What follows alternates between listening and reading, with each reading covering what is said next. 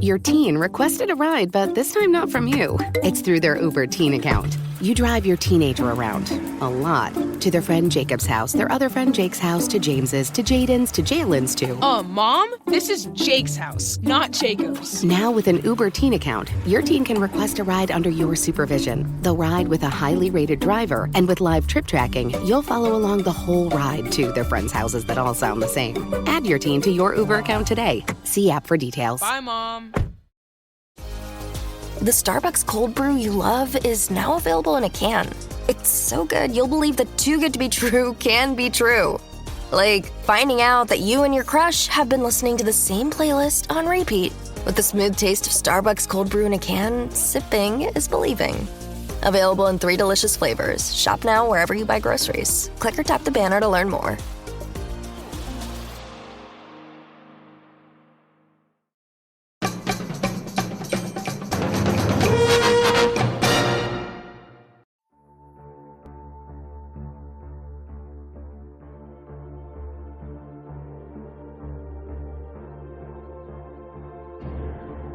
This roller coaster ride of espionage and intrigue is like a maze where secrets are hidden, loyalties are deceitful, and nothing is quite what it seems. But this 80s flick isn't just your run-of-the-mill thriller, it's a mind-bending carnival ride of suspense. A Navy officer's clandestine affair takes a treacherous turn when he becomes a pawn in a high-stakes conspiracy within the Pentagon. As the plot thickens, he finds himself in a race against time, desperately untangling a complex web of lies while facing the imminent threat of exposure and danger. With unexpected twists, the movie kept audiences on the edge of their seats, guessing who was playing who until the grand finale. So travel with us to our nation's capital, check your security clearance, and be sure to throw away any undeveloped Polaroid negatives as JB Huffman and I discuss No Way Out from 1987 on this episode of the 80s Flick Flashback Podcast.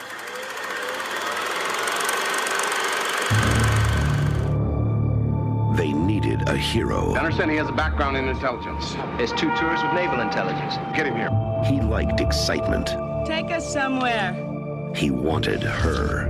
Their passion upset the balance of power. What's all this top secret business I've been hearing about over the Pentagon? You know I work for Bryce?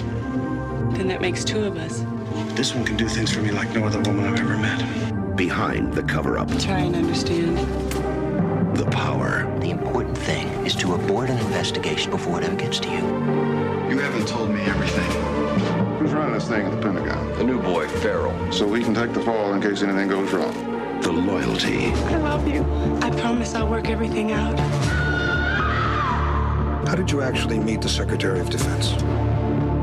I need a car. It's an emergency. These people have already tried to kill one person who knew. Bring this one down. No, you can't take that. Behind the deceit. If it were your intention to bring down David Bryce, then I'd have no choice but to make sure that you didn't get away with it. They mean to kill me, Sam. Because of the truth, there's no way out. Kevin Costner, Gene Hackman, Sean Young, Will Patton, No Way Out.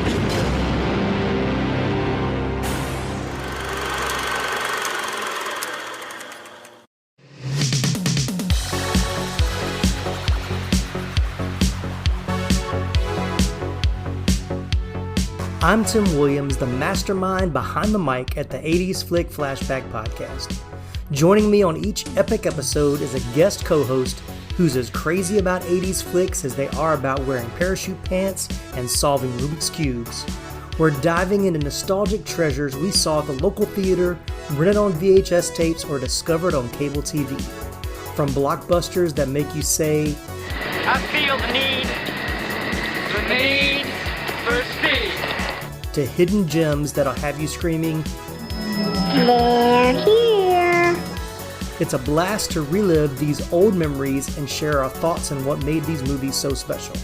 We reminisce about our first-time watch experiences, share our favorite scenes, and even discover fascinating behind-the-scenes tales about the cast and crew along the way. Haven't hit that subscribe button yet? What are you waiting for? Come on, do it! On Apple Podcasts, Spotify, or your favorite podcast platform. And hey, while you're at it, be a pal and drop us a written review along with a 5-star rating to tell us what you think about us. The sportos, motorheads, geeks, sluts, bloods, wastoids, dweebies, they all adore him. They think he's a righteous dude. Take a day off and come hang out with us on social media. Just search 80s Flick Flashback on Facebook, Instagram, and TikTok. And don't forget to bookmark 80sflickflashback.com for more gnarly content. Get out of town. I didn't know you did anything creative. Want to crank it all the way up to 11? Become a supporter on buymeacoffee.com for only $5 a month. Do or do not. There is no crime. Click the link in our episode show notes, and while you're there, soak up the extra trivia and fun stuff that didn't make it into today's show. Thanks again for tuning in. Now, let's get right into today's episode. Welcome to the party, pal. Welcome in, everybody. Thanks again for joining us for this episode of the 80s Flick Flashback Podcast. Always a delight to have you here with us, and excited about this episode. One of my favorite movies. I've loved this movie for a long time, so I'm glad to have JB Huffman from Manly Movies back with me to discuss a movie that is twisty and turny. Good thriller. What do you think? Yeah, man, I really enjoyed it. I'll be honest, it was my first time watching it. Oh, I had a feeling when I sent you the list and you were like, I want to do that one. I was like, I wonder if he's actually seen this one before. So, all right, well, cool. We'll jump right in. So this is your first time watching it. So what were your initial thoughts? Well, I chose the movie because I'm a lifelong Kevin Costner fan. Yeah. Oh yeah. I grew up. Field of Dreams was like one of the first movies that I really loved as a kid. Right. And my wife is a big Kevin Costner fan, and she's also a big Will Patton fan. Yeah. So I was like, as soon as I tell my wife about this, she's going to want to watch it. So I figured it'd be something I could watch with her. Yeah. Plus, I'm a Manly Movies guy. This is a political thriller starring with the military aspect and everything. Mm-hmm. So this has got to be right up my alley. And dude, it absolutely was. I mean, I love the film noir feel that it had. Yeah. Oh yeah. And just exposing all these secrets and cover-ups and just so good. We can talk about more of it later on, but yeah, my initial reaction was it was very good. All right, cool. Yeah, I'm glad you liked it. No, it would have been very awkward if you had. It was terrible. Oh yeah. Yeah, so I did not see this one in the theater. I think this came on TV, and I think I recorded it on TV and watched it a couple of times, but once again, like you, I was a Kevin Costner fan as a kid because this came out, 87. So he had already done Field of Dreams wasn't done yet. I think Bull Durham, but I hadn't seen that one yet. There was something else that he had been in before this came out that caught my attention, which is why I wanted to see it. But they say this is one of the breakout roles for him. This was the same year Untouchables came out. Maybe that's what it is, because I remember seeing Untouchables. I remember seeing the Untouchables pretty soon after it came out. So this maybe came on TV like a year or two later, and that's probably when I recorded it and watched it. Silverado might have been, that came out earlier. Yeah, I remember. Yeah, I saw Silverado, but I think I saw that later. And okay. Fandango, was kind of a lesser known. I remember seeing that on cable. I think even the TV version was still had all the story and the suspense and the twists and turns and stuff. So I really enjoyed it. And then, of course, being an Army brat, anything that's military at DC, always kind of, I've always gravitated towards those type of stories. But I like this isn't really a whodunit because but the kind of the backwards part of who it is, and the guy, the great part of the story is the guy who did it is the one in charge of finding out who did it. So it's how he's trying to cover his tracks and expose the one, or I guess he wasn't the one that did it, but he knows who did it. You know what I'm saying? Yeah. Oh, yeah. All right. Yeah. The questions don't apply because you just watched it for the first time. So we'll move on to story, origin, and pre-production. I'll say this at the outset. There was not a whole lot of information about how this movie was made, so I don't really have much about that. What I can tell you is this is the second American film adaptation of the novel The Big Clock, which was written by Kenneth Fearing in 1946. So there was a film version of The Big Clock that came out, I think, in 48, if I remember correctly. I didn't write it down. But I did pull up the book synopsis because I wanted to see how, because obviously it wasn't a political thriller in the 40s. So I'm going to read the synopsis. You'll see some of the key things that they definitely kept in the story, even though they changed a lot of other stuff. So this is the synopsis of The Big Clock. The novel's innovative structure is presented from the point of view of 7 different characters. Each of the 19 chapters adopts the perspective of a single character. The first 5 chapters are told by George Stroud, who works for a New York magazine publisher. Stroud, who's the main character in the book, is a borderline alcoholic and serial adulterer. His latest affair is with Pauline, who is the girlfriend of his boss, Earl Janeth. After a weekend together in upstate New York, George and Pauline spend a leisurely evening in Manhattan, eating dinner, bar hopping, and browsing antique stores. Later, George leaves Pauline at a corner near her Manhattan apartment. He watches her approach the entrance and sees Earl, his boss, emerge from a limousine and enter the building with her. Earl sees George observing him, but crucially, he cannot make him out in the shadows. So we can see how that scene is very much from the book. In Pauline's apartment, she and Earl have a violent argument in which he accuses her of being a cheat and a lesbian. And I'm like, wow, in 1946, that was a plot line? During the Hays Code. Right. Right. Crazy. In reply, she suggests that he and his close associate, Steve Hagen, are a gay couple. This enrages Earl, and he bludgeons her to death with a crystal decanter. In a panic, he goes to Steve's apartment for assistance. Steve immediately begins planning a cover-up and tells Earl he must be prepared to have the man who witnessed him enter the building killed. Earl reluctantly agrees. Earl and Steve employ all the resources of the publishing firm to find the mysterious witness, not realizing that he is right under their noses. They put George in charge of the investigation as he is their sharpest editor. George sets the investigation in motion, but craftily subverts its chance for success. Despite the roadblocks George puts in the way of the investigation and identifying him as the witness, he comes closer and closer to being found. I love this part. Eventually, witnesses are brought to the publishing house's building because it is said that the sought-after individual, whose name is still unknown, is inside the building. The building is searched floor by floor, and it appears inevitable that Stroud will be caught, but Earl snaps under the pressure and surrenders his company to an unfavorable merger. His leaving the company suddenly makes the manhunt moot and is quickly terminated without the witnesses seeing George.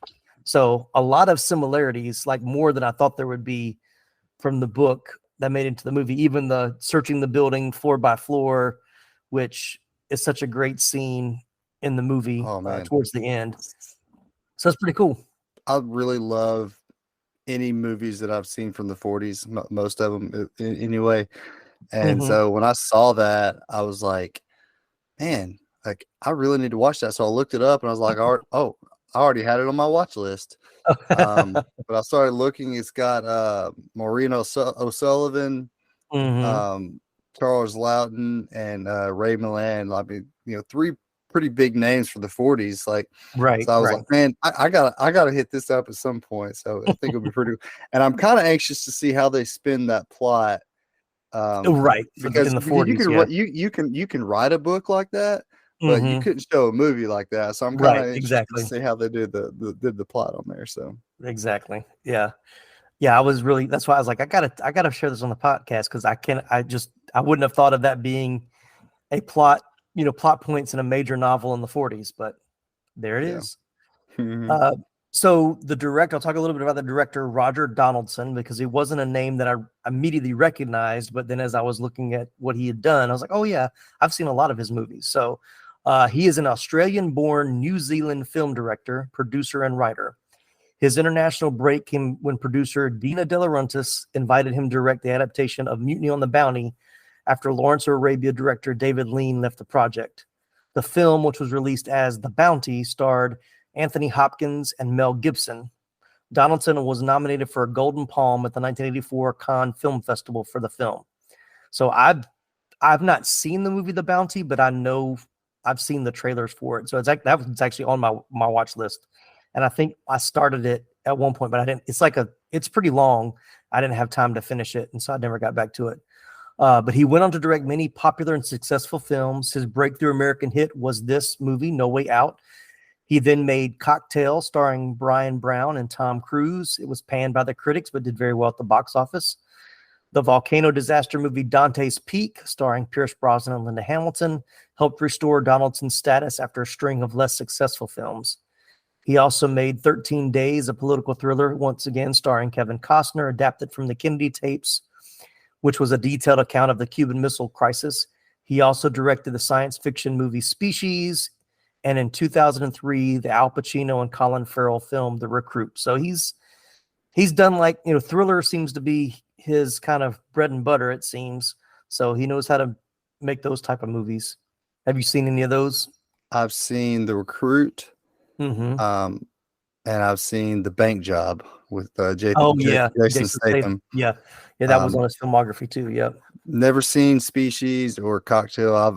I've wanted to, but yeah. Oh, and actually, I've seen Dante's Peak as well. I actually watched that one in theaters when I was younger, so I guess 12. Yeah, I've seen Cocktail several times. I think I've seen Dante's Peak. I've seen 13 Days. I saw Species, and yeah, I've seen The Recruit. So yeah, there's others in his filmography, like you mentioned. So I've seen a lot of those. It's interesting. The screenplay for this movie was originally titled "Finished with Engines." Where they got that title from, I do not know. But Donaldson thought it was an original script all the way through production. He said, I was at a party and ran into Mel Gibson, and he said, "Oh, I heard you made the remake of The Big Clock." He was like, he didn't even realize that it was a remake of the old movie. But he said, everyone told Donaldson, you have to have a better title than Finished with Engines, or it'll never go anywhere. And that's very true. No Way Out was a much better title. I will say some of the notes that I have come from I didn't have a copy with the commentary, but I found a site, which will be in the show notes, where somebody wrote down different things that they learned from the commentary. So it's where a lot of this is going to be directly from Donaldson, because the commentary was just with him about making the movie. And they said even the commentary, I think, was made in like 2015.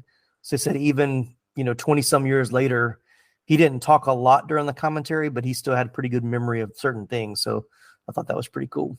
Mm-hmm. Well, I did read that Sean Young had said in interviews that Donaldson made her lift up her shirt and show her. Yeah. During the audition, I was like, okay. Yeah, wouldn't go over too well these days, but not in the Me Too era. He was an international director. That's, probably a little bit more common in other countries than it was here, but she didn't turn it down, though. She still made the movie. She was still in it, yeah, for sure. And now these messages. Now playing on a cell phone near you. A show for all the manly men out there, where guys talk about their favorite movies and what they can teach us about being a man, featuring the coolest guests. Murder somebody is not like killing an ant. The most gratifying laughs. It's Tombstone, what can I say? And a fresh take on movies like you've never heard before. This will be the thing that gets written on his proverbial tombstone. We aren't here to criticize the movies you love, but to praise them for how they apply to our lives as husbands, fathers, and really all men in general. So buckle up your seatbelts, because Manly Movies is here. Subscribe on iTunes, Spotify, or your other favorite podcast catcher. And remember, man up. What seems to be the problem, pal? There's just so much pain in the world, so many issues. I don't think I can bear it. Hell, friendo, it sounds like you could use a dose of pop culture roulette. Pop culture roulette? What's that? Some sort of pop culture themed podcast or something? That's right, sonny boy. When hope seems far, dive into some PCR. But I already get my entertainment news from Variety. Huh, that's pretty good. If you're a chucklehead, PCR gives you news you need, condensed, unfiltered, and raw, from three nerds who know a little something about something. Wow, okay, sign me up. That's the spirit. Pop Culture Roulette. New episodes every Monday, available on all major podcast directories. The Starbucks cold brew you love is now available in a can. It's so good you'll believe that too good to be true can be true. Like finding out that you and your crush have been listening to the same playlist on repeat. With the smooth taste of Starbucks cold brew in a can, sipping is believing. Available in 3 delicious flavors. Shop now wherever you buy groceries. Click or tap the banner to learn more.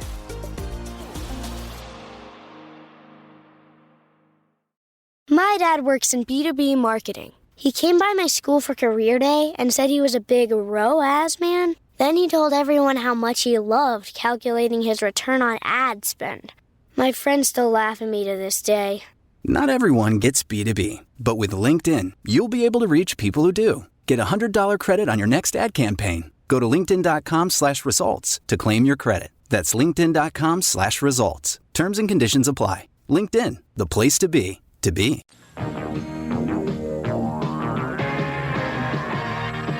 All right, well, let's jump into casting. We'll talk. I think I've got another story about her audition coming up as well. So of course, it stars Kevin Costner as Lieutenant Commander Tom Farrell. I won't go over his history and career because we've covered it in our previous episodes, Bull Durham, Field of Dreams, and even The Untouchables. So this is not my first Kevin Costner film, but as a fan of his, that's probably why. But Donaldson has said that Costner reminded him of Steve McQueen and his understated ability to play the everyman. He said Kevin does a lot with very little. And that's very true. Like Kevin Costner that's been his bread and butter, is playing that everyman type of character that he doesn't have to talk a lot.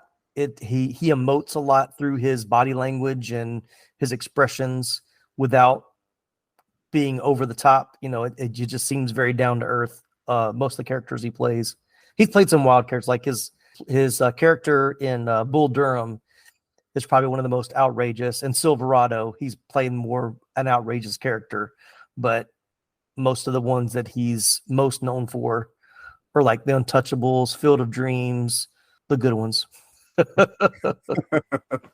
I do like that. It seems like there's always an actor in every generation that's his stick, is like, I'm the like Jimmy Stewart is one that comes to my mind, and Gary Cooper, kind of the same era. But I think nowadays you could look at somebody like maybe a Matt Damon, who's kind of like that as well.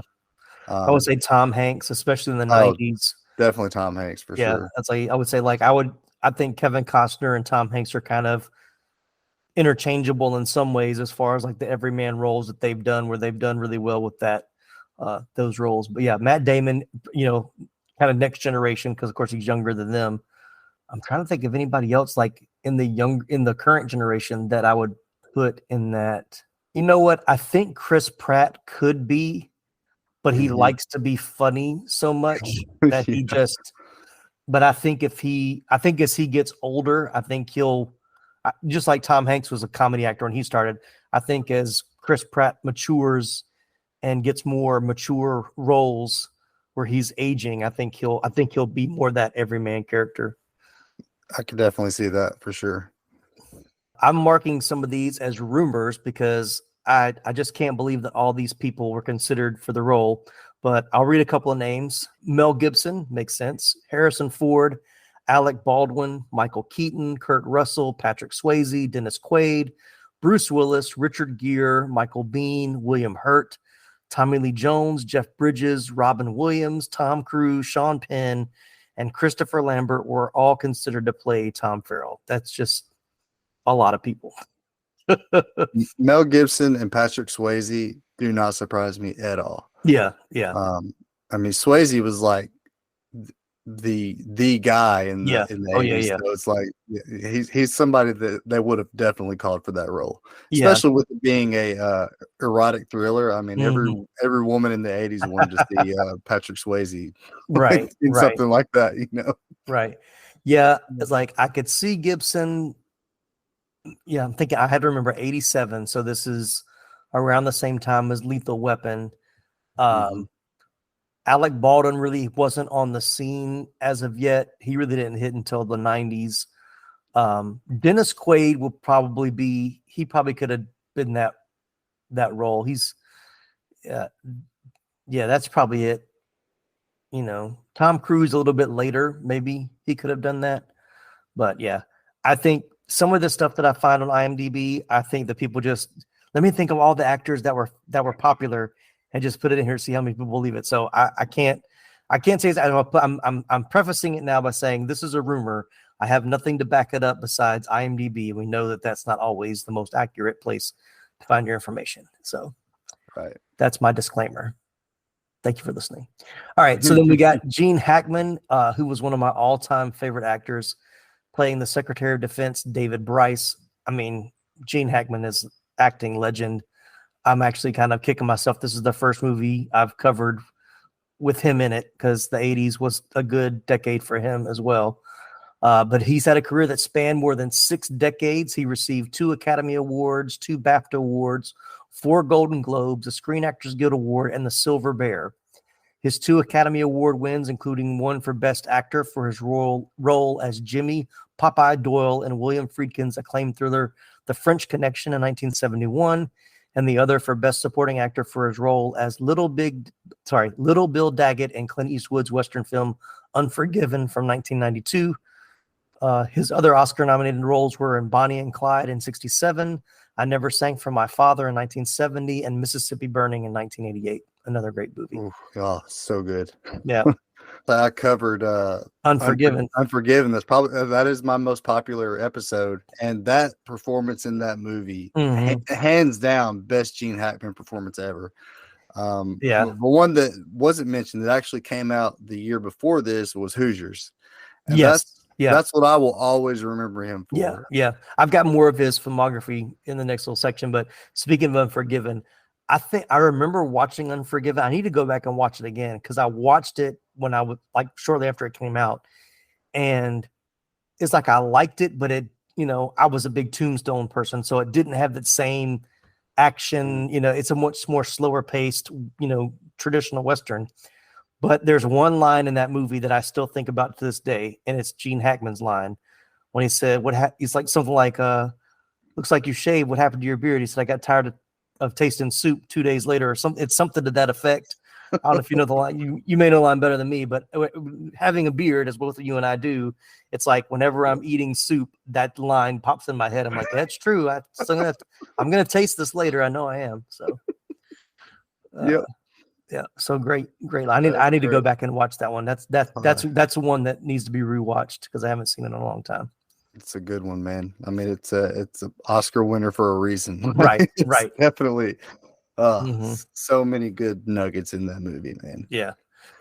So, but he gained further fame for his portrayal as Lex Luthor in Superman in 1978 and its sequel Superman 2 in 1980 and Superman 4, The Quest for Peace in 1987. He also acted in The Poseidon Adventure in 1972, The Conversation in 1974, Reds in 1981, Hoosiers in 1986, Get Shorty in 1995, Crimson Tide in 1995, one of my all-time favorites, The Birdcage in 1996, Absolute Power in 1997, and another favorite, Enemy of the State in 1998.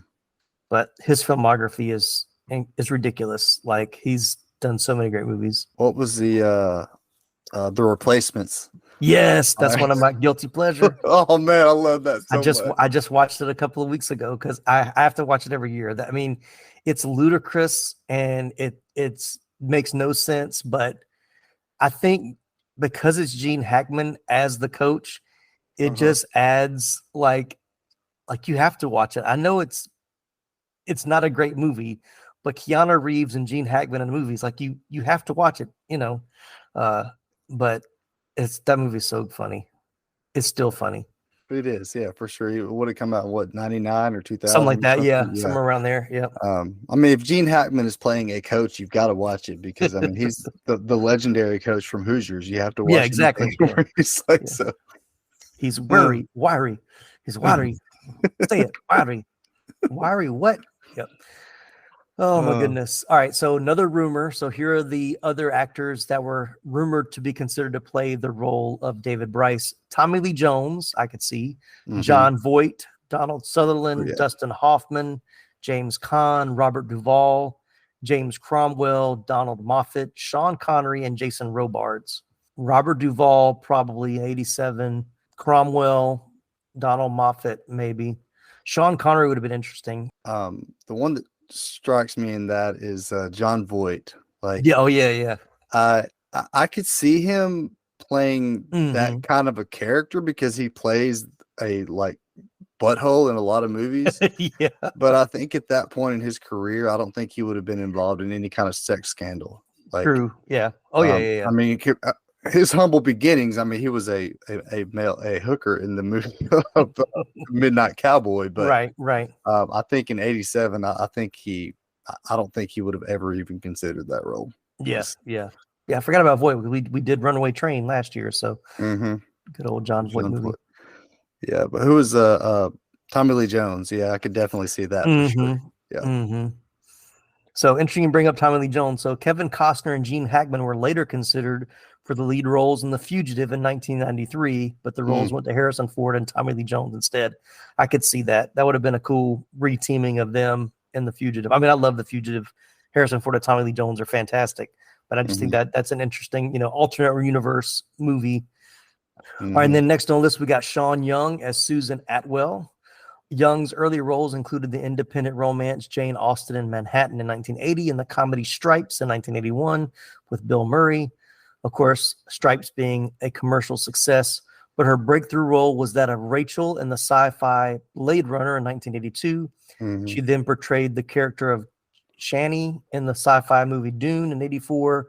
She also was in Wall Street in 87 and had starring roles in the comedies Fatal Instinct in 93 and Ace Ventura, Pet Detective, 1994. Lieutenant Einhorn. Einhorn is Finkel. Einhorn is a man? Finkel is Einhorn, yeah. Oh, man. Yeah, if I ever did a 90s podcast, that's high on the list of ones I'd have to cover. I was thinking when we were watching that movie, I was like, what is this woman from? And I knew I was seeing some of the other movies that she was in, like Blade Runner and stuff like that. But I was like, there's something newer that I've seen her in. And finally it dawned on me. I didn't have to look it up. I'm always proud when I don't have to look it up. Yeah, I know. Yeah, exactly. I was like, oh, that's Lieutenant Einhorn from Ace Ventura.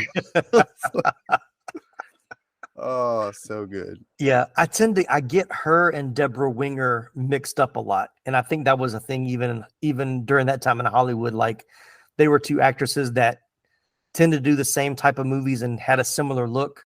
When I put the movie on the other day, I was like, okay, is this Sean Young or is this Deborah Winger? I couldn't remember which actress it was. And then when she popped up, I was like, oh yeah, I can't remember her. So the rumor on this one was Michelle Pfeiffer turned down the role of Susan Atwell. And Priscilla Presley auditioned hard, or, she really wanted the role, but didn't get it. I don't see Priscilla Presley in that role at all. Michelle Pfeiffer would have been interesting, but yeah, I think Sean Young was good in the role. Yeah, and I don't think really Michelle Pfeiffer had really done much at that point, if I'm not mistaken. In 87, she had done Scarface. That's true. So that would have been kind of her breakout role at that point. Yeah, she kind of became bigger later in the 80s. Batman Returns, of course, Tequila 92. Sunrise, The Fabulous Baker Boys. I think she really, like, the early 90s was really where she kind of peaked. And my first memory of her is Batman Forever. I mean, oh yeah, come on, like it's just Catwoman. She's goodness. When you're 5 years, well, I wasn't 5 when I watched it. I was probably a little older than that when I watched it. But yeah, she was hot stuff back in the day. Now, I say 5. I think I would have been 7 when it came out in 1992. Right, so yeah, right. But now, if you listen to our Batman episode that me and Laramie and Ron did last year, I think it was last year, 2 years ago. Sean Young was originally cast in Batman '89 and had to be recast by Kim Basinger because she fell off a horse during a testing scene. But then she wanted to come back and play, like, she was up for the running to play Catwoman in Batman Returns, and even went on Oprah dressed in the Catwoman outfit to try to get the producers to cast her, and they were like, no, we've already cast Michelle Pfeiffer, you can't have the role. So can I fall off a horse? Yes, I can. And yes, I have. Right. This was the story that Sam Donaldson said about her audition. He said she arrived at a casting session in New York City and promptly told us she hadn't memorized any of the dialogue. He said she had a lot of attitude. She instead pointed out that she had written a page from the character's diary and offered to read that. He said it was just salacious gossip that she had written down, and it immediately piqued my interest. He asked her back the next day with some proper dialogue prepared. So I guess she kind of got into the character without reading the dialogue and said, "This is the kind of character I want it to be," and that intrigued him with that. She's an interesting character for sure. Yeah, and you can kind of see where someone like that character would feel like she's important because she's in a relationship with a senator and right and kind of be manipulated into thinking that she's gonna be she like he's gonna leave her his wife for one of these days. And then when this other guy arrives, you can kind of see where she's like, okay, now I'm actually in love with someone. And right. I don't know. I kind of have some empathy for her and her character in that film. So, oh yeah. And it's funny because, he made the comment like about this and he's like, he's my boss. She said, yeah, mine too. But I don't remember her ever saying what her job was or like how she worked for him. I don't know if I just missed that little piece of dialogue or if it's not clearly stated what she did for him. Probably an intern. Probably, yeah. Yeah. You never see her at work, so you don't know. But all right, so moving right along, we got Will Patton, which I forget that he's in this movie. Like when he popped up on the screen, I was like, oh my gosh, Will Patton, and it's like, you are not playing Coach Bill Yost from Remember the Titans, which is this is not a totally different character. I'll never look at him the same after watching this movie, man. Right. Oh yeah. Gosh. Yeah. So he played Scott Pritchard, the general counsel to the senator. Patton portrayed the evil antagonist in Desperately Seeking Susan in 1985 and had a significant role in No Way Out, which was his first major film. He went on to play the role of General Bethlehem against opposite Kevin Costner in the 1997 movie The Postman. We mentioned he played Coach Bill Yost in Remember the Titans from 2000 before a supporting actor performance in Armageddon in 1998. Patton also appeared in Gone in 60 Seconds in 2000, The Punisher 2004, and Minari 2020. Patton had a guest role in seasons 3 and 4 of Costner's Paramount Network series Yellowstone. But yeah, Patton. The greatest show on television, by the way. Yeah, it's gonna be interesting when he says he's not coming back. Costner says he's not coming back, so we'll see what happens. But different podcast or different discussion with different podcast. But yeah, Will Patton is unforgettable. He's one of those actors like you instantly recognizable. His voice, his demeanor, but him and Costner obviously, got along very well in making this movie because they've done other films together. And I think I read something where Costner said he was one of his favorite actors to work with and would work with him on any project. So good rapport there between the two of them. But funny thing, Donaldson said he cast Will Patton in New York City after attending a play in which Will Patton was starring.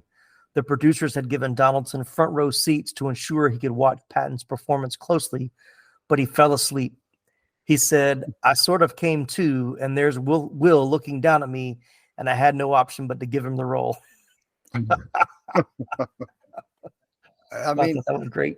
I get it. I mean, he's a very charismatic actor, man. Like, oh yeah.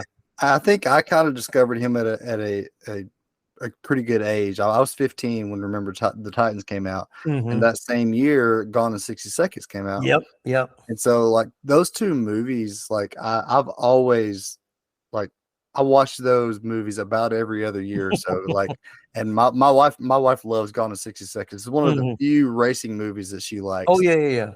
It's such a great cast. It's a fun movie too. Gosh, it's so good. Yeah. But yeah, so I've always been kind of drawn to him and his roles and anything that he's in. I was like, I know the names sound the same, but Will Patton and Bill Paxton, when they're in the movie, they always steal the whole they steal every scene that they're in. Man. Oh yeah, so good comparison. Yeah, Bill Paxton and him for sure.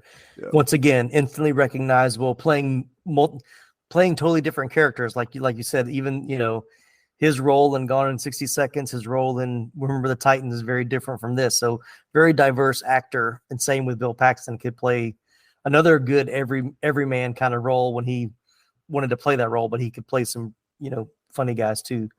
Rumor mill on this one. So here are the actors that were rumored to be in consideration for the role of Scott Pritchard: Richard Dreyfuss, Gary Oldman, Stephen Lang, Alec Baldwin, Michael Biehn, James Spader, Brian Brown, and John Hurd. I could see Dreyfuss, maybe. Gary Oldman, I could see. Baldwin, maybe. Spader would be too easy to, he always played like a pain in the butt character. I don't know if he could pull it off or not. I thought Dreyfuss might have been too old, though. Yeah, true. So, yeah, the two of them were supposed to be, they went to in the academy together. So they've got to be the same age. Yeah, so definitely Richard Dreyfuss couldn't play the same age as Kevin Costner for sure. Yeah. Some of those probably couldn't. Maybe Alec Baldwin, Michael Biehn, Spader might have been too young. Yeah. Once again, somebody just type in names of actors from 87. Yeah. All right, got a few more here. I'm not going to mention everybody, but these are ones that I wanted to mention. So a name that I didn't recognize, but a face that I did, George Zunza as Dr. Sam Hesselman, the one in the wheelchair. Mm-hmm. He appeared in several films, including The Deer Hunter, White Hunter, Black Heart, The Butcher's Wife, Basic Instinct, Crimson Tide, which is probably why I remember him most from, Dangerous Minds, and City by the Sea. But I recognized him immediately, and he's been in a bunch of movies as well. But there wasn't a whole lot in his bio about his history. But I love the bumper sticker on the back of his wheelchair. Did you see it? What it says? Mm-mm. On the back of his wheelchair, it says, "Of course I'm drunk. I'm no stunt driver." That's right. I saw that. I saw that on IMDb. Somebody had said that. That's funny. I didn't remember him from The Deer Hunter, it's been a while since I watched. Yeah, I haven't watched that one yet. It's on my list of ones to watch. So I started watching it a couple of years ago, and it was I think I got too distracted. I was like, I need to be able to sit down and really watch this and not be distracted when it was on. So another name I didn't recognize, but definitely an actor I've seen a lot, Jason Bernard as Major Donovan. His first starring role was in the pilot episode of the television series The White Shadow as Jim Willis. His other well-known television roles were in Cagney and Lacey as Inspector Marquette from 82 to 83. He had a recurring role in the first season of Night Court as Judge Stone's arrogant rival, Judge Willard. His first role in a feature film was a cameo in Charles Bronson's film Death Wish, and his first major role was in the 1974 movie Thomasine and Bushrod. He later appeared in Car Wash, War Games, While You Were Sleeping, and Blue Thunder. His final appearance was in the 1997 film Liar Liar as Judge Marshall Stevens, which is probably one of the roles that I most remember him from. Another Jim Carrey. We turned to a Jim Carrey episode. We've had Ace Ventura and Liar Liar mentioned already. That's my all-time favorite Jim Carrey movie too. Like Liar Liar. Liar Liar. I watch it about every year. It's so good, so funny. Love it. Oh yeah, he's one of those kind of everyday, everyman type of character, but always good in his roles. He was good in this too. I'll mention Iman as Nina Becca, Susan's friend. Of course, she was a Somali-American model and actress. She was a muse for designers Giovanni Versace, Calvin Klein, Donna Karan, and she was married to rock musician David Bowie from 1992 until he died in 2016. But yeah, when she popped up on the movie, I was like, oh, she was I couldn't think of her name, but I remembered her being a model at that time. And it says she was a model and actress, but I really couldn't find anything else in her IMDb where she starred or, acted in much other than this. And then another one that I see in a bunch of movies is Fred Dalton Thompson as CIA Director Marshall. Of course, he was American politician, attorney, lobbyist, columnist, actor, and radio personality. As an actor, he appeared in several movies and television shows, including Matlock, The Hunt for Red October, Die Hard 2, which I just watched last month, and The Line of Fire, Days of Thunder, another favorite of mine, and Cape Fear. He frequently portrayed governmental authority figures and military men. I remember watching that with my wife, and I paused it when Fred Thompson was on the screen. I said, hey, do you know who that is? And she's like, I think I've seen him and stuff. I was like, I know, but you've seen him in other things too. Have you? think about 2008. She's like, I don't know. It's like he ran for president. Yep. Against John McCain in the Republican Party. I think he actually ran 4 years earlier than that too. I think he's done it a couple times. Yeah, but I think the furthest he went was 2008 because there was a big blurb about that, and they said that he had one of the highest approval ratings even when he backed out of the race for president, but all his time as a senator, he always had a very good approval rating. I love him in Days of Thunder. That's probably my favorite movie with him in it, though. That one and Die Hard 2 are two of my favorites with him. He's so good. The last thing I'll mention, I wasn't sure whether to put this in regular trivia or casting, but I figured to put it in casting. So when Donaldson visited DC to scout locations, he was met at the airport by a long stretch limo. He didn't like riding in limos, so he asked the driver if he could sit up front with him. Donaldson asked him if passengers ever got up to mischief in the back, and the driver obliged with some stories. When it came time to shoot the limo scene, Donaldson tracked down the same driver and cast him as the limo driver. So I thought that was really cool that the limo driver in the movie was the limo driver that drove him around when he first went to DC. Which I thought was that is pretty cool. Pretty cool. Talk about favorite scenes, iconic scenes. Is there an iconic scene in this movie? I think probably the most iconic scene has got to be when, they were fighting the senator and Sean Young, and it's like, tell me who it is. And he slaps her and you see it in slow motion, her falling down. You're like, holy crap, what's about how's this going to go down? Right.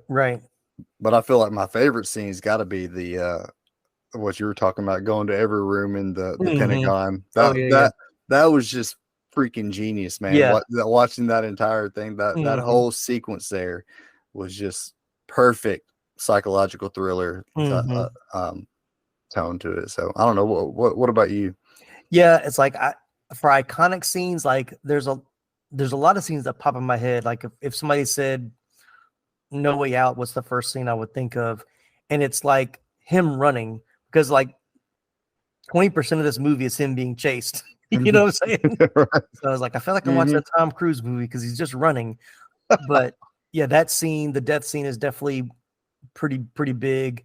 But the cool thing about this movie, and somebody else mentioned it in something I was reading, and I had to agree, they're like, this is the type of movie they don't make anymore, where it starts off really slow. Like you're just kind of getting into the characters, but then once that murder happens, like everything speeds up, like the pacing gets quicker, the intensity intensifies, so it builds to that climax at the end and the big twist, which we'll talk about.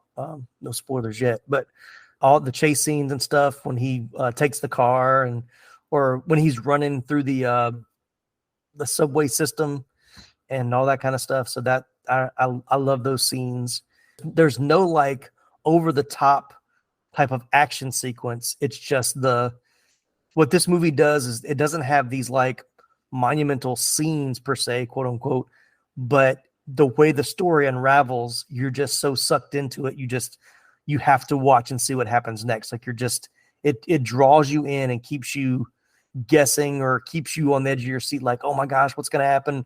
Are they going to catch him? Like when they all come down in the computer room, like I said, when they're searching, he's like, what are you guys doing down here? It's like, well, there's only room we haven't searched yet. And then he spills the cup of coffee so he can sit on. It's like, I've got to go change. And then he leaves, and then he gets in the vents, and then he, pops up in different places. Oh man, it's so good. Yeah. And then when those two assassins like corner him and he tackles both of them, like it's just like desperation, man. And I love it's a subtle thing. I picked up on it today when I was watching the end, when, he's fighting the two guys, he knocks the one guy out with the fire extinguisher, and the other guy cuts him, which I thought, why are you carrying a blade? But the guy's carrying a blade, and he cuts his arm. And then they're having that big fight, him and Pritchard and Rice, when he figures out, when everything kind of comes to a head in the senator's office. And then as he's walking out, the other guy's like, oh my gosh, you okay with your arm? And he looks down and is like, adrenaline's been pumping so high, he's not even thinking about it. But yeah. Just that, and then you see the blood on the white uniform. It was a very well made movie. The details were there, I think, anyway. Oh yeah, I agree. I mean, that when I saw that it was a political thriller, kind of the erotic thriller type thing, I was thinking, okay, this is going to be like kind of your typical cheesy 80s type of thriller that like maybe not so great watching it now. So I was kind of apprehensive but I wanted to watch it. I was like, holy crap, man, this movie is really good. It's very, very well made. Like the attention to detail, the direction, the score that's pumping throughout this time. Like it's just everything is just so very, very well made. Like it has its dated moments. The graphics are very dated. The opening titles look pretty bad. And then let's talk about the technology. Of course, we have the photo that tried the negative that they found in her apartment. And then these are called pixels, or however he says pixels, sounded so funny. Pixels, yeah. And I was like, oh my gosh, like this shows you how old it is. Like, there are these things, and we can make them clearer. And of course, that didn't really exist, especially back then. There's no way they could take that and make it, be a full picture at the end like they did. But I did remember as a kid thinking that was so cool. Like, oh my gosh, they can take something you can't see, but it all adds to the story. Cause like, it's going to take 24 to 48 hours for it to happen. So you're giving that clock, that time. It's like, this has to be solved in so much time. And then, him finding the jewelry box and knowing that the senator had given it to her as a gift. So that's how he was going to tie him into being the culprit, is real smart. Like I said, the beginning is kind of that light and fluffy. Oh, it's so, they're romantic and they fall in love, blah, blah. And then boom, once she's murdered, it all starts to build and build and build. So really well done. It's one that I don't think people will mention a lot when you talk about Kevin Costner. He's had such more iconic roles, Untouchables, Bull Durham, Field of Dreams, we've all said, from the 80s. But this one came out the same year as the Untouchables. And I think maybe because they came out so close together, Untouchables kind of overshadowed this one a little bit. But it's still really good. And it did well. It did pretty decent at the box office. It wasn't as big of a hit, but it still did pretty well. And now these messages. Hey there, fellow 80s movie aficionados. Are you ready to embark on a nostalgia-filled journey to the greatest era of cinema? Then look no further than the Retro Life for You 80s Movie Podcast. Join us every week as we rewind the VHS tapes, dust off those Betamax classics, and dive headfirst into the neon-soaked, totally tubular world of the 1980s movies. From the Brat Pack to action heroes, we've got it all covered. Breakfast Club, Ghostbusters, E.T. and Indiana Jones, and more. It's like a trip in Doc Brown's time machine, but without the DeLorean. So whether you're a die-hard 80s film buff or just curious about the cinematic gems of the past, Retro Life for You is your ticket to the ultimate movie time warp. Follow us on Instagram and Facebook at Retro Life for You, and we can be found anywhere you listen to your podcast, as well as on our website, www.retrolife4u.com. Are you a fan of movies and TV shows inspired by comics? Ready for a podcast that dives deep into the thrilling world of adaptations? Well, look no further. Welcome to Moving Panels, the podcast where we discuss movies and TV shows based on, inspired by, and adapted from the world of comic books. This is your go-to podcast for all things comics on screen. I'm your host, Laramie Wells, and every Monday we explore the dynamic universe where ink meets action. We break down the classics, reveal hidden gems, and uncover the creative process behind your favorite adaptations.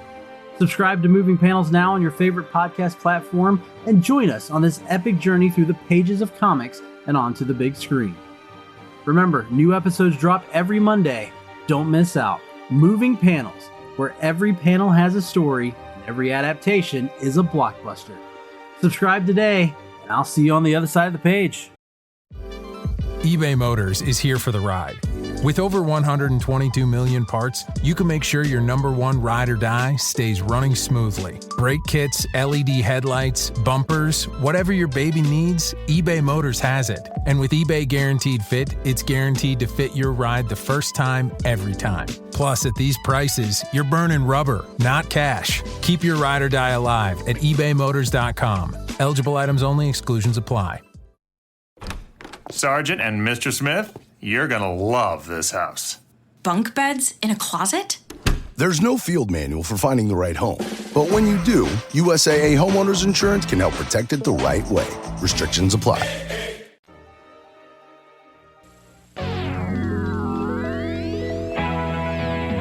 All right, well, let's hit some scenes and trivia. Let me think of some other scenes as well. In the scene where Tom and Susan exit the elevator after their ride in the limo, since we were talking about limo a few minutes ago, the director said it took a few takes to get the scene right. He said every time the elevator doors opened, Kevin Costner didn't look too happy. Finally, the director took Sean Young aside and told her do something to put a smile on Kevin's face while they're in the elevator. The next take made it in the movie. After seeing it, Donald said, I don't know what she did in there, but he sure had a smile on his face when the doors opened. Which I think she had made the comment too, that she was fine with the nude scenes, but she knew that Kevin Costner was uncomfortable with her being nude. So that might have been why that scene, he knew what was coming and was like, I feel a little anxious. So, and of course, I was going to mention this when you mentioned, Susan falling to her death. This was filmed with her standing upright on a dolly being pushed towards a wall that had been made up to look like the floor, complete with the glass table. So that's how they did that shot, which I thought, even watching it when she does a fall, I was like, how did, you could tell it's not CGI, but that was a very realistic looking shot. I was like, that's smart. You just make a wall that looks like the floor and just move her towards it on the dolly. So that's pretty cool.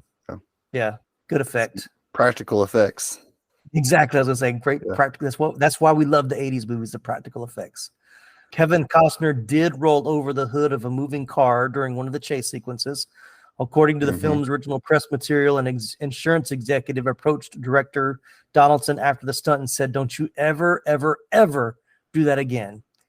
He also drove without wearing his prescription glasses, which the film insurance company was not happy about either. Apparently he did all of his stunts in this movie, or at least a lot of them. A lot of them. The one I could tell was a stunt man was during the chase scene where he jumps over the fence and climbs on the tree. I think that scene, you could tell it was a stunt double. The hair wasn't right. The guy's hair was 4 inches longer than Kevin Costner's hair in that scene. And he kept turning his head away from the camera. It's but that's the stuff we love to catch. Another thing about dating the movie, which I thought was interesting, was when Sam tells Tom that obtaining the credit card records could take a few days. In 1987, most credit card transactions were performed on paper.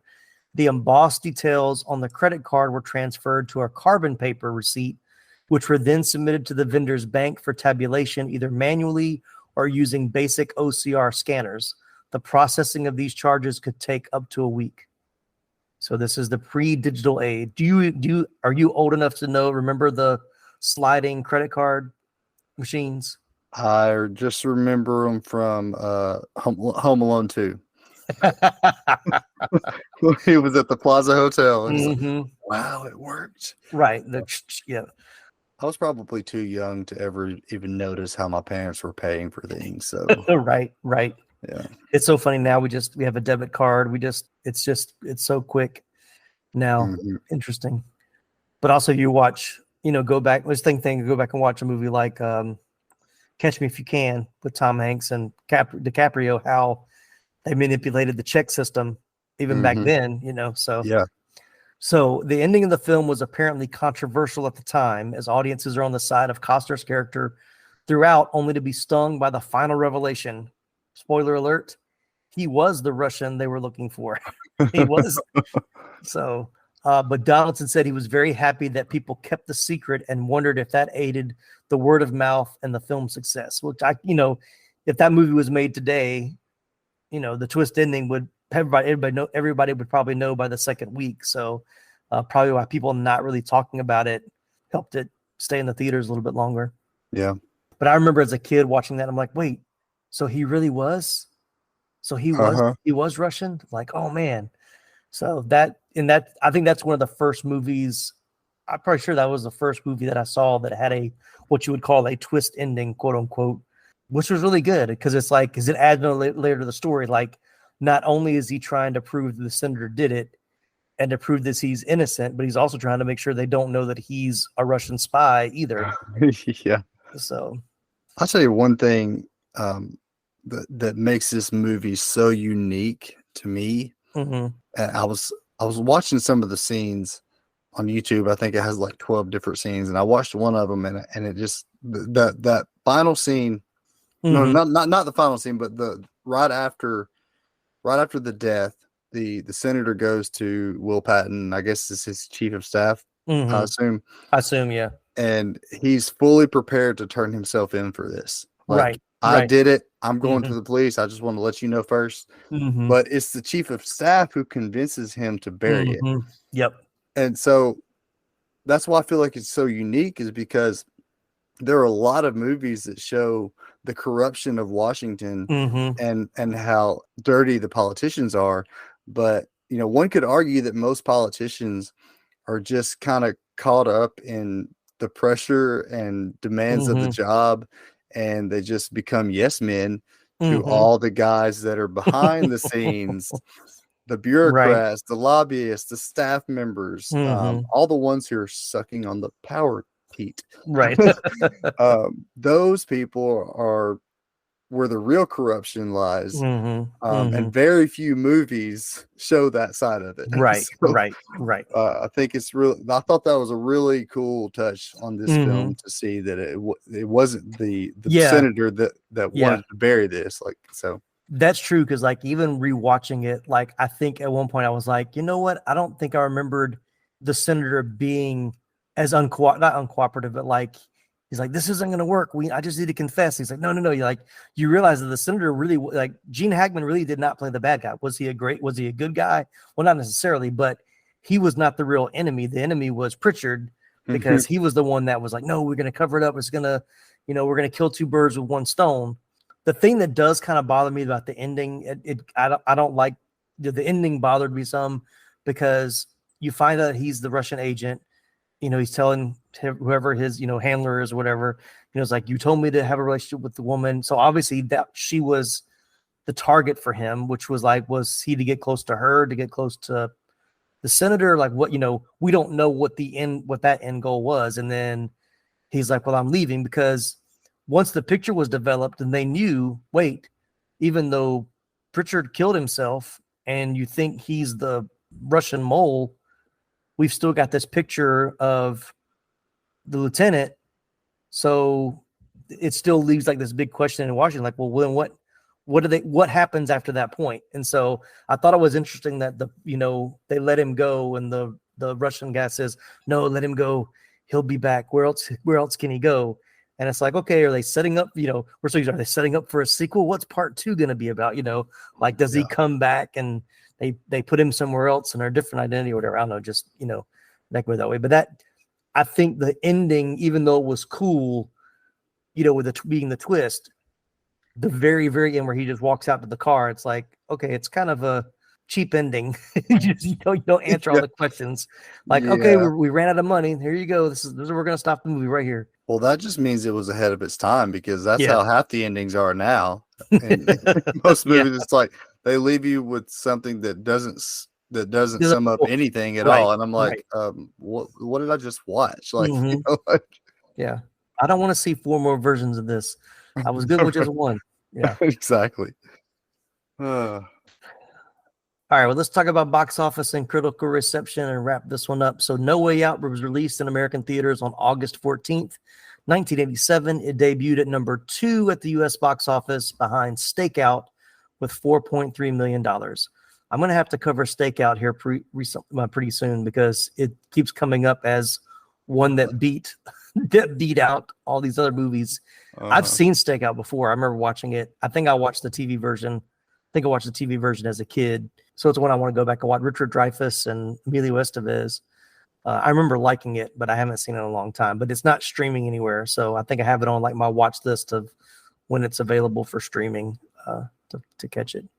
All right, so Rotten Tomatoes gives No Way Out a 92% on the tomato meter and a 72% audience score. IMDb has it 7.1 out of 10 with viewers and a 77 on Metacritic. Obviously loved by the critics. As far as Rotten Tomatoes, 92 is pretty high. 72 audience score is not bad, because I'm sure most of those are people that didn't see it in 87. They're people that have watched it more recently, and because it is somewhat dated, they may not understand some parts of the story.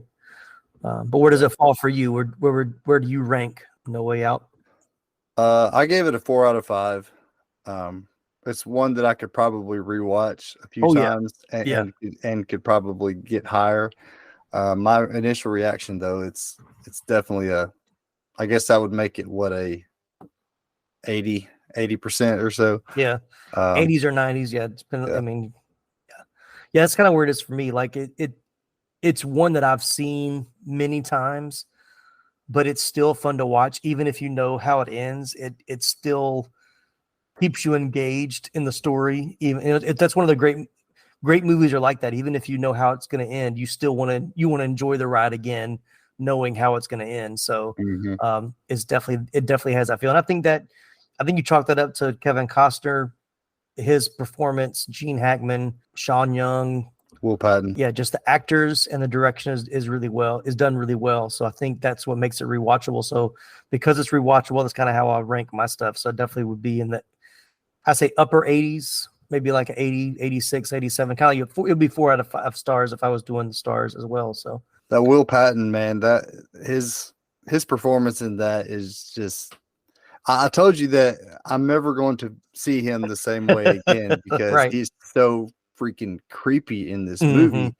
And it builds, because when you first meet him, he doesn't seem that way at all. But the deeper it gets into it, like the more unhinged he becomes, which once again, it shows good acting and good directing that they let that kind of slowly develop. It wasn't like, oh, you like first meeting, you're like, oh, he's crazy. He's going to be the bad guy. Like you didn't know that coming in when you meet him at the dinner. It's like, they see they're cool guys and they know each other. And he makes a line about like, I would do anything for that man. I'd lay down my life for him. It's like, okay, that's a little extreme, but it's not so in your face. He didn't say it with, a certain look that made you think, I'm crazy. It's just a little thing that's planted there to kind of, foreshadow what's to come. Yeah, there's that. Like you can kind of see how they're like starting to spin this web, and like it's the very subtle things. Like he's a genius. Like, well, most people don't say that about their boss. First of all, yeah. And then secondly, when he says, "I would lay down that life for my life for that man," I'm like, okay, there's something going on here. But yeah, you kind of brush it off. Yeah, right. That's weird. Yeah.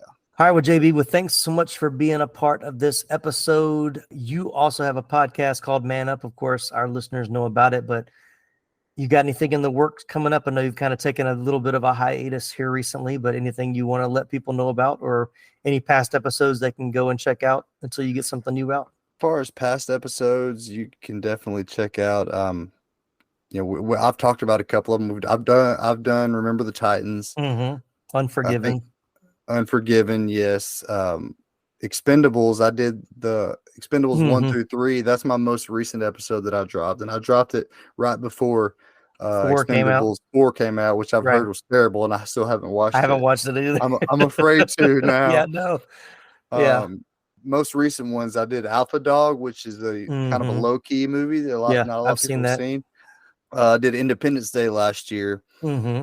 And I did a Father's Day special, which, dude, check that out because I did top 10 movie dads and TV dads. Oh, cool. Me and another critic did that. So I've got a lot, from comic book movies to westerns.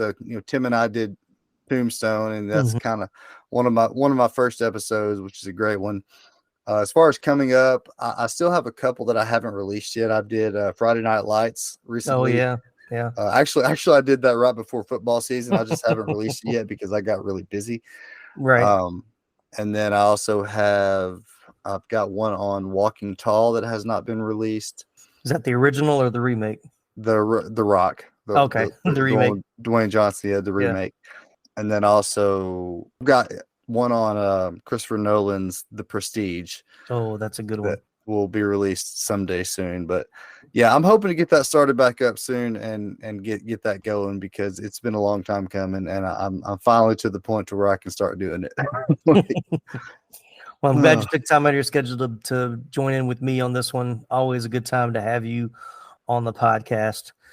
So a new feature we have this year, I'm doing an 80s flick flashback feedback. So I'm going to share one of the reviews we've gotten on Apple Podcast.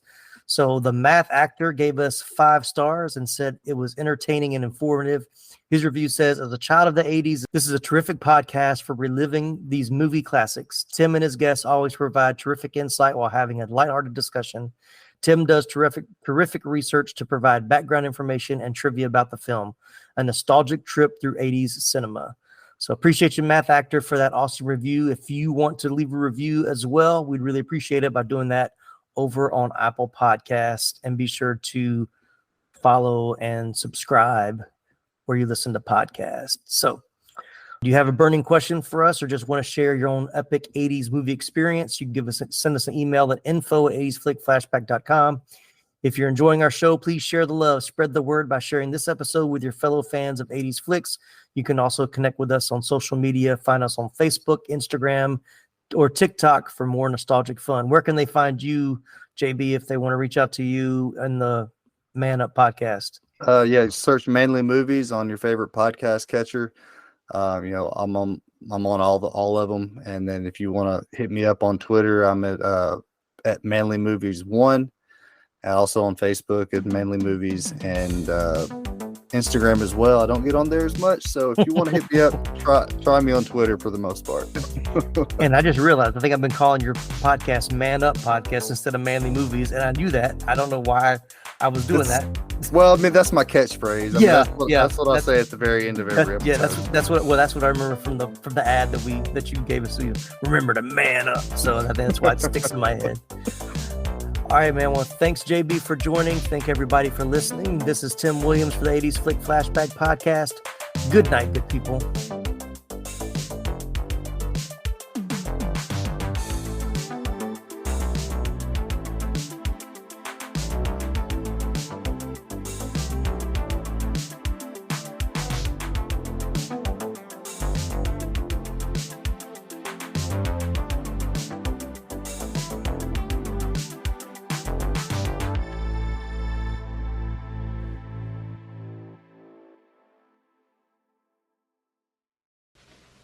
You're still here? It's over. Go home. Go.